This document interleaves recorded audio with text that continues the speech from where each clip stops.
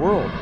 So is it really a sign of violence and negativity that an extraterrestrial civilization is coming to Earth and doing the same to us, putting computer chip implants on us to track us, know where we are, study our species, do a little bit of biological experimentation? I mean, I know for us it's horrific. I mean, it's absolutely a violent thing for us as humans. But from their perspective, do you really think that they're being violent? Well, again, I have to go back to some of them might be here for good purposes, genuinely interested in perhaps helping mankind, and some are here for selfish purposes. Maybe these abductions, even though they're done in a objective but biological way, like we dissect frogs, maybe they're doing it just for fun and for sport. I mean, I don't know. I think probably that that the fear could be justified in some senses. Anne Druffel has written this book about how to prevent being abducted. And we really think, even if benevolent species coming to this planet and taking a man and a woman and taking ova out of a woman and sperm out of a man, that's tremendously invasive and very traumatic for the human beings. So even if the motives are good, these actions are as violent as anyone we're capable of on the planet. I think that a certain amount of fear is justified. If you look at Day the Earth Stood Still, the first thing that happens is the army is assembled and guns are shot at these beings and at the ship.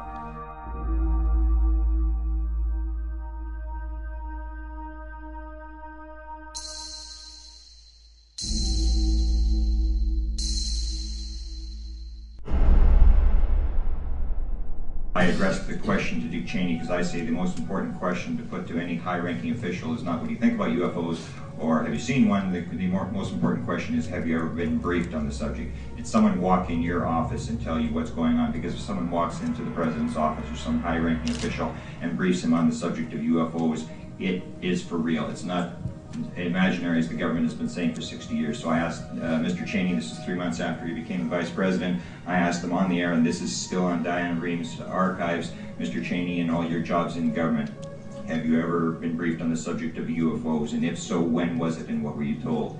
And Mr. Cheney said, if I had been briefed on that subject, it probably would have been classified and I wouldn't be talking about it.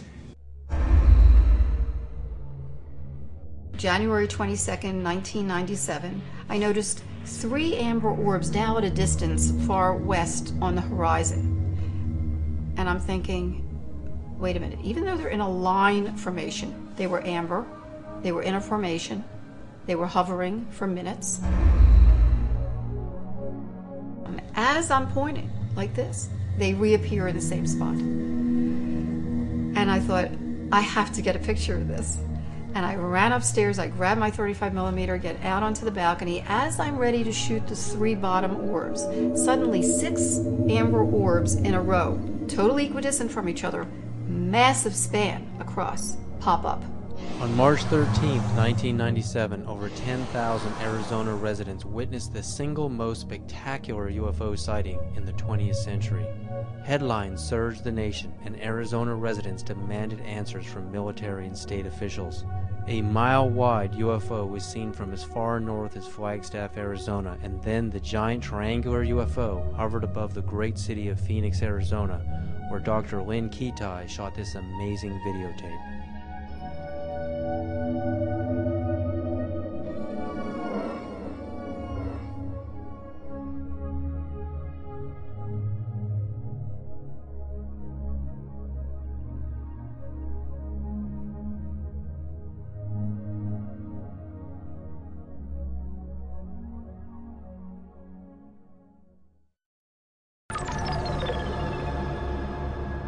When we go out into space and we're exploring the cosmos out there and we're looking for signs of extraterrestrial life, what kind of a communication are we going to send out? I mean, if Dan Aykroyd was the ambassador, if you were the ambassador for Earth, what message would you teletype to ET?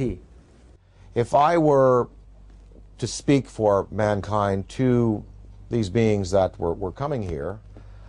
I guess what I would say is, let's go to some neutral place. Let's have a meeting with scientists from all around the world leaders. Let's sit down and basically have a sort of a forum with you, the extraterrestrial or extra-dimensional beings. Let's sit down and kind of get to know each other. And, human instinct is pretty good. And I think, it would almost like be a sort of a G8 style kind of summit with world leaders, scientific leaders, and these beings. And you'd sit down with them and, after about a week, or even a couple of days, or maybe a few hours, you would really sort of get a sense of what they're up to. But of course, childhood's end, Arthur C. Clarke's great story. It looked like these beings were benevolent, even though they had a malevolent appearance.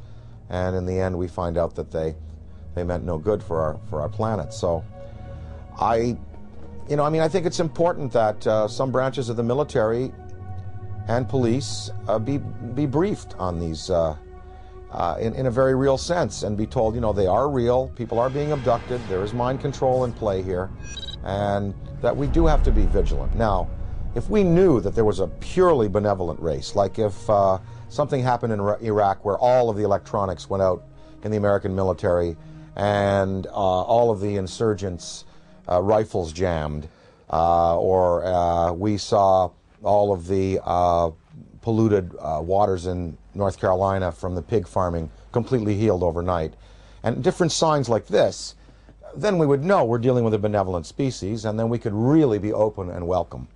But then again, we would have to be cautious, because beings with that much power could give the impression that they're here to help when really they're not. So the verdict is out on all this. We just don't know which ones are benevolent, which ones are malevolent, and the degree to which they're going to continue interacting with our planet.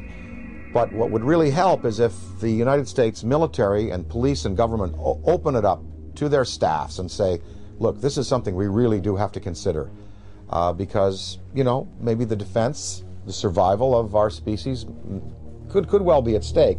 If you look at the history, from, say, Ken Arnold's first sighting in 1947, going back to the Bible, Ezekiel's wheel, going back to the medieval manifestations of little saucers and UFOs, that painting of the Madonna that's very famous, in which it appears, up to now, there have been no mass murders by these beings. There's been no mass destruction of cities, but hundreds of thousands of people have been taken out of their lives, subjected to surgical experimentation, released back into the population, and are suffering trauma today for it. That is not good.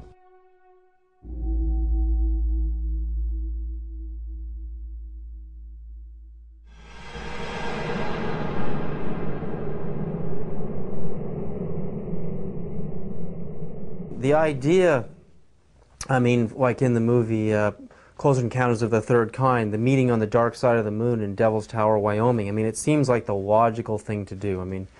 We have a communication, a teletype message, we have a place, a location, and a time, and we isolate it from the public until we know it's safe. We check each other out. This seems like the most logical thing to do, even rather than meeting on the White House lawn.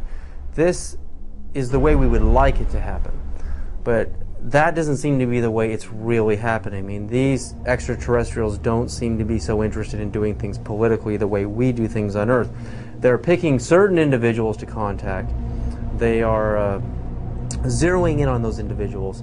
But now, there are so many sightings going on all over the planet. It's just amazing. Iran, Turkey, Mexico, Venice, California, Sonora, California, Texas, Death Valley. The reports are coming in every other day now. It seems like we're heading towards an omega point. What is about to happen? Is this all just a coincidence that more and more people have video cameras, or do you really think there's a major unprecedented communication that is about to happen between our extraterrestrial visitors and humanity? Or again, is it the video camera question? More camcorders? There are definitely more video cameras out there, and definitely more sightings and definitely more credible witnesses.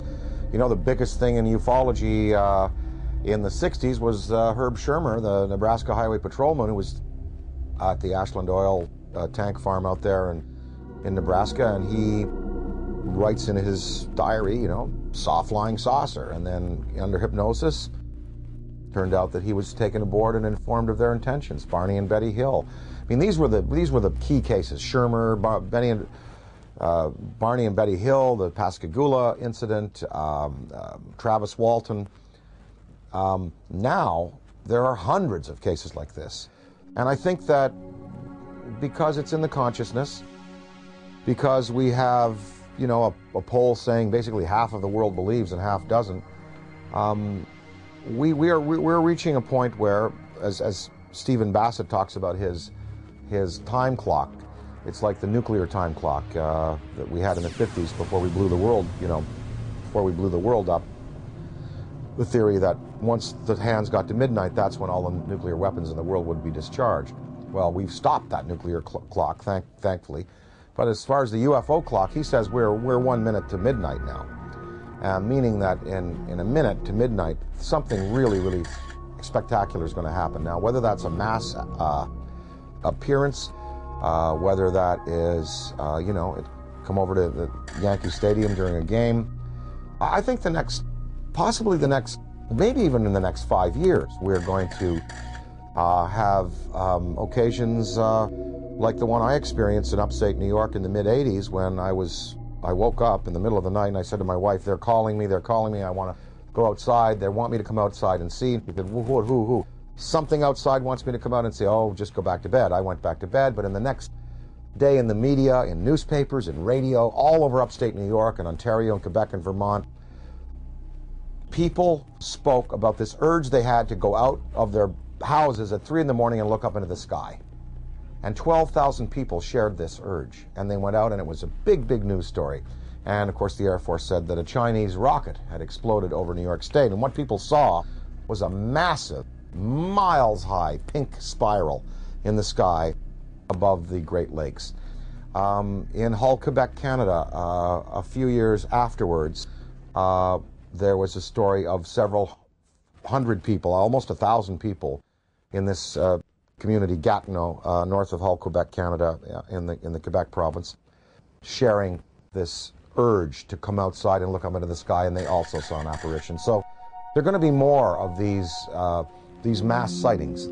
And, you know, the day that 1 million people in Idaho at a rock concert or something see it, that is when you're going to really get the conventional military and police sitting down to say, well, it's time to throw the Brookings Institution and report out and lay it open to the people and let the people decide, you know, what must be done in conference with our state leaders.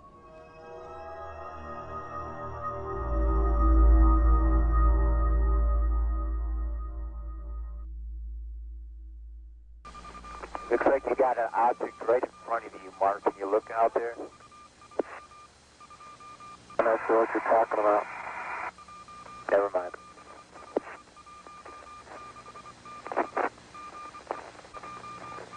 Are we missing something? I don't see anything. Yeah, we think the camera filter came off, Mark. It's about your 10 o'clock, 11 o'clock going away. Don't worry about it.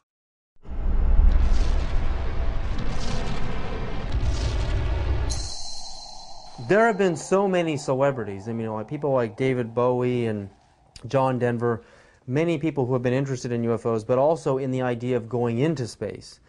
Would you train and go on the space shuttle yourself and conduct investigations into UFOs? And if you did that and you took an oath that stated that if you did discover something out there, that you would not share it with the American public,